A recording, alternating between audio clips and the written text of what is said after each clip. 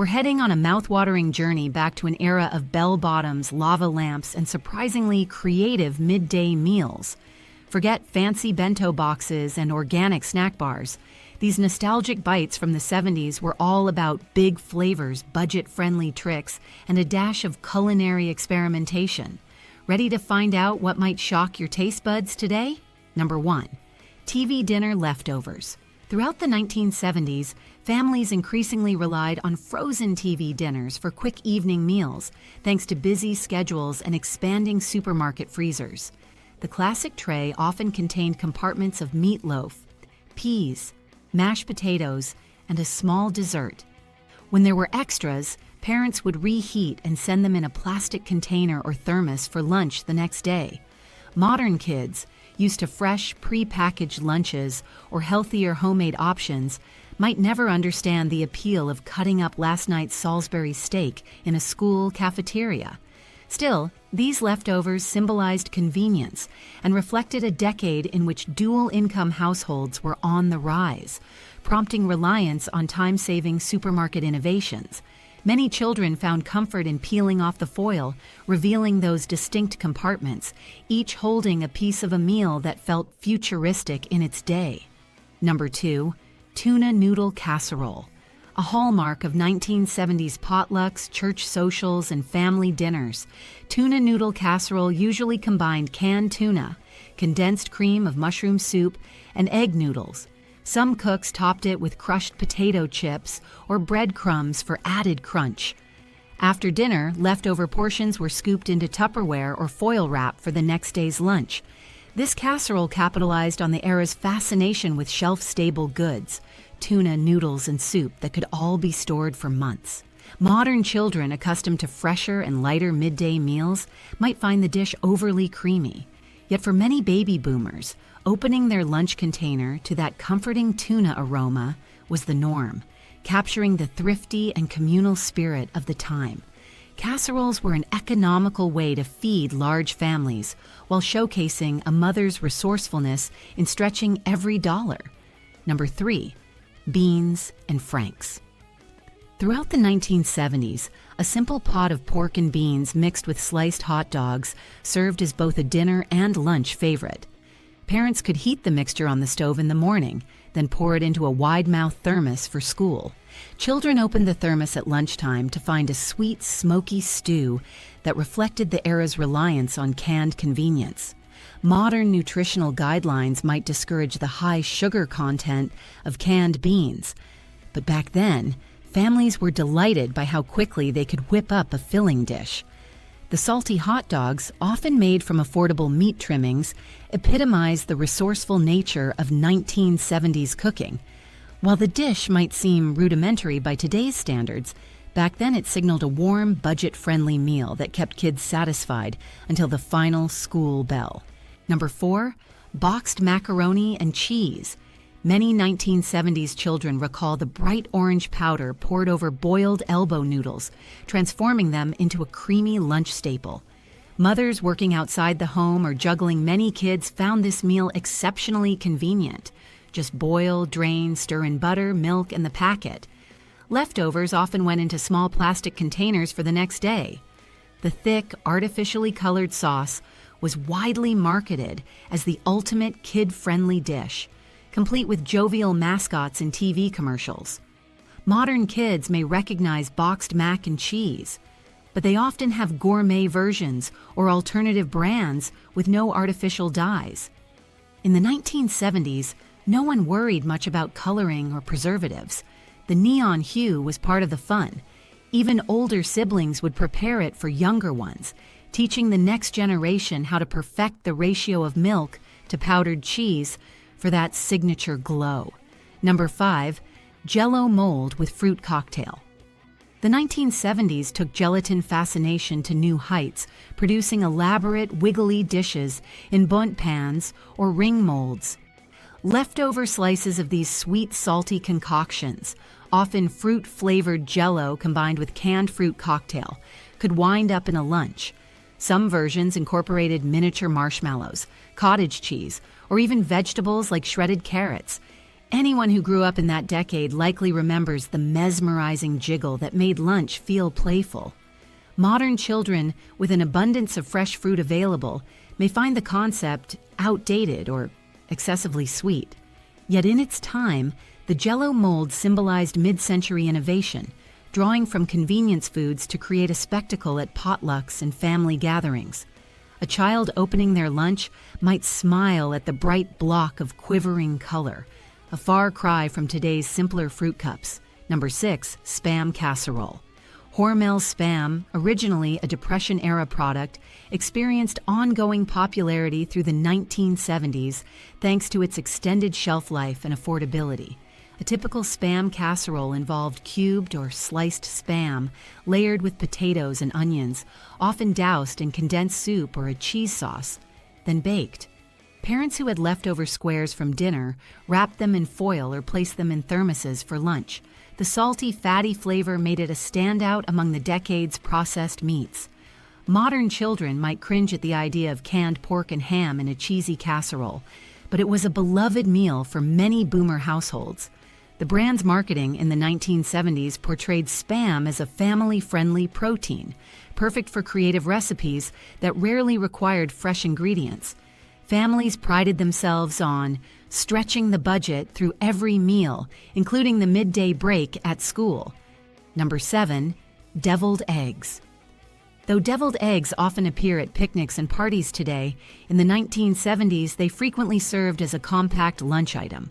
Parents would boil and halve eggs, mixing the yolks with mayonnaise, mustard, and seasonings, then spoon the mixture back into the whites. Children found them neatly packed in Tupperware or egg-shaped carriers, accompanied by a sprinkle of paprika on top. With fewer snack bars or protein shakes available, deviled eggs stood out as a convenient way to fit protein into a child's midday routine. Modern kids might object to the sulfuric smell after hours in a lunch bag, but it was standard fare decades ago. For many families, deviled eggs also had a connection to the post-war emphasis on simple home-style cooking. The swirl of the yolk mixture created a homespun elegance in an otherwise basic cafeteria meal. Number 8, cream chipped beef. Originating from military mess halls, cream chipped beef remained popular in 1970s home cooking. Dried beef came in jars or small pouches, and the thick white sauce was made from milk and a little flour or cornstarch. Served over toast at dinner time, leftovers were simply spooned into a thermos for lunch. In some families, the dish replaced soups or stews, standing out for its salty tang and creamy texture. While modern kids might find the concept strange, rehydrated dried beef in a milk gravy, the 1970s generation was more accustomed to heavily processed meal components. Cream chipped beef embodied a sense of nostalgia and comfort for those who grew up with it, reflecting the creative ways families adapted wartime or Depression-era staples into everyday lunches. It also highlights the decade's love for convenient, stick-to-your-ribs options that required minimal prep time. Number 9, instant ramen noodles. While ramen's roots go back to Japan, the instant variety captured American interest in the 1970s when brands realized busy parents and college students wanted cheap, easy meals. Children lucky enough to have access to hot water at school might bring a styrofoam cup or a small container of ramen noodles, adding the flavoring packet for that signature salty broth. In the era before widespread globalization of cuisine, the notion of an Asian soup was novel and, to some, delightfully exotic. Modern kids still consume ramen, but they often seek elevated versions with fresh ingredients or milder sodium content. In the 1970s, families viewed instant ramen as a small window onto international flavors, even though it largely tasted like salty convenience. The dish reinforced the era's fascination with new products that promised both time-saving benefits and the thrill of something beyond classic American fare. Number 10, carrot and raisin salad. This cold, sweet salad, made from grated carrots, raisins, and a creamy dressing, sometimes mayonnaise-based, frequented many cafeteria lines and family lunches in the 1970s. Parents considered it a healthier side because it contained fresh carrots, while kids were enticed by the sweetness of raisins and sometimes sugar or pineapple added to the dressing. Modern children used to simpler raw carrot sticks or fruit-only cups might find it peculiar that mayonnaise or another creamy base united these ingredients. Yet in a decade that often incorporated sweet elements into savory dishes, carrot and raisin salad fit right in. Betty Crocker and other influential cookbooks of the time touted it as a crowd pleaser, simultaneously satisfying a desire for fresh produce and indulging in sugary flavors.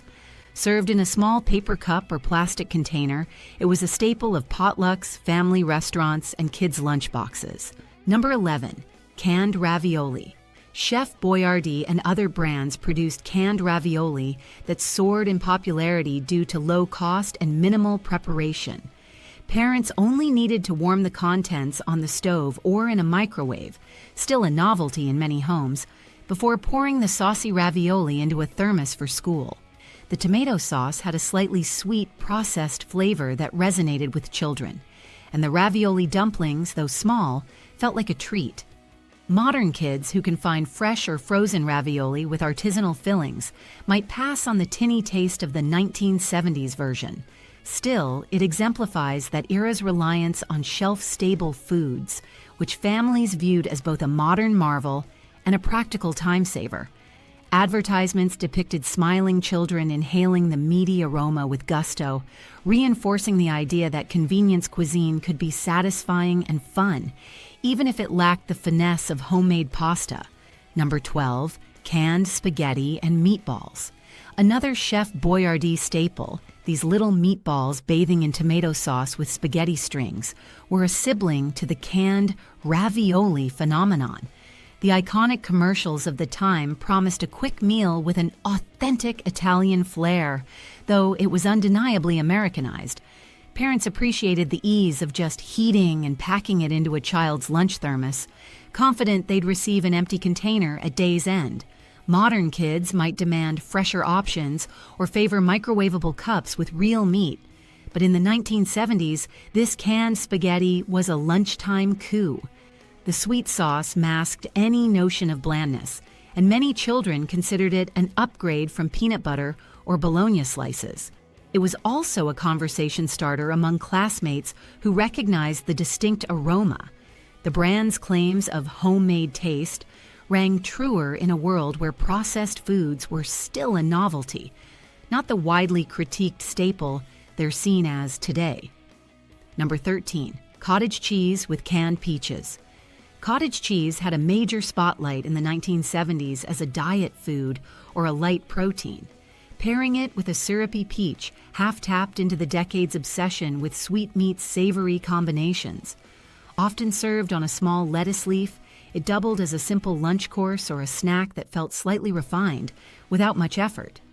Parents tried to balance the creamy tang of cottage cheese with the bright sweetness of peaches or other fruits like pineapple rings. Modern kids can find cottage cheese in grocery stores, but they usually opt for fruit cups without a dairy component. Back then, though, this combination was an easy way to sneak protein into a meal, particularly when so many lunches revolved around high carbohydrate or sugary items. While the trend has faded, those who lived it remember the distinctive flavor melding that once felt both healthy and indulgent. Number 14. Canned tamales. Although not as mainstream as other processed foods, canned tamales appeared on some 1970s lunch tables, especially in households seeking variety beyond sandwiches or leftover casseroles. The tamales came wrapped in paper inside a can, swimming in a mild red sauce. Parents would heat them in the morning, place them in a thermos, and send them off with a child for lunch. While far from authentic Mexican cuisine, these tamales captured the decade's growing interest in convenient international flavors. Modern kids, exposed to fresher taco truck offerings or grocery store lines of more authentic ready-made Hispanic dishes, would likely find canned tamales bland or overly processed. Yet for baby boomers, popping open that can felt like a mini adventure, sampling a dish that represented the slow expansion of global tastes in everyday American kitchens. Number 15. The veggie gelatin mold. The The 1970s are famously associated with experimental gelatin salads, and some of the boldest versions included vegetables like celery, carrots, or green peppers, suspended in lemon or lime-flavored Jell-O. What might sound off-putting now was genuinely served as a lunch side back then. Scoops of the quivering, brightly colored mold appeared on cafeteria trays or in Tupperware containers. This practice originated from a belief that gelatin offered a fun way to incorporate vegetables, especially for children who resisted them in more conventional forms. Despite the occasional mismatch in taste, sweet citrus plus crunchy veggies, the novelty factor persisted. Modern kids might recoil at the idea, but for many older generations, these veggie Jell-O molds evoked potluck nostalgia and the sense that mealtime could be an artistic venture, even if the results were perplexing by today's standards. Number 16, instant mashed potatoes. By the 1970s, instant mashed potatoes had evolved from a powdered novelty to a widely accepted kitchen shortcut. Families would add hot water, a splash of milk, and maybe some butter to the flakes, stirring until they reached a fluffy consistency. For a quick lunch solution, parents might store a scoop in a thermos, occasionally blending in leftover gravy or canned vegetables. Some children enjoyed spooning them up as if it were soup, especially on chilly days. Modern kids, used to real mashed potatoes at many restaurants or more sophisticated instant versions with roasted garlic, might not recognize the original's slightly artificial taste. Yet those who experienced it remember the warm comfort, convenience, and sense that science had magically turned flakes back into potatoes. As basic as it seemed, instant mashed potatoes stood for the decades' reliance on processed convenience in a time when cooking from scratch felt increasingly optional. Number 17, frozen pot pie. Swanson and other brands heavily promoted frozen pot pies in the 1970s, with tidy crusts and a creamy filling of chicken or beef, plus peas, carrots, and potatoes. Baked at home, they offered a complete single-serving meal. When there were leftovers, or if a child couldn't finish dinner, parents would wrap the remaining portion in aluminum foil for the next day's lunch. Although a reheated pot pie might lose some crispness, the sauce-laden interior made for a flavorful midday boost. Modern kids have plenty of handheld pies, hot pockets, or microwavable mini meals to choose from, leaving the old-school frozen pot pie less prominent. Still, for those who grew up in the era, that golden crust and steamy filling epitomized convenience. It was comforting, cost-effective, and carried brand recognition that assured parents they were serving something nourishing in line with the product's marketing. Number 18, canned chili. Hormel and other companies sold canned chili as a convenient source of protein and spice in a single container. The thick mixture of beans, ground beef, or questionable meat scraps, and a robust tomato-based sauce could be heated quickly on the stove. Parents poured the steaming chili into a thermos, sending kids off to school with a lunch guaranteed to fill them up. While modern kids might prefer fresh chili topped with grated cheese, diced onions, and a swirl of sour cream, the 1970s version had all the appeal of a no-frills meal. It was also a winter favorite, warming kids from the inside out. Advertisements assured families that a can of chili equaled hearty nourishment, even if the sodium content was sky high.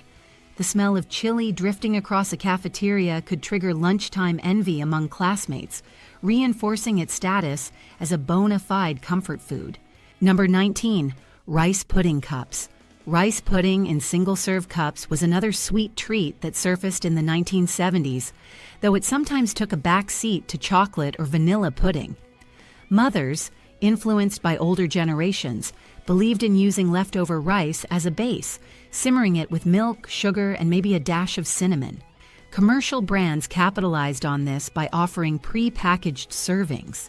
The mild, creamy texture appealed to children, and it didn't require refrigeration for a few hours if sealed properly.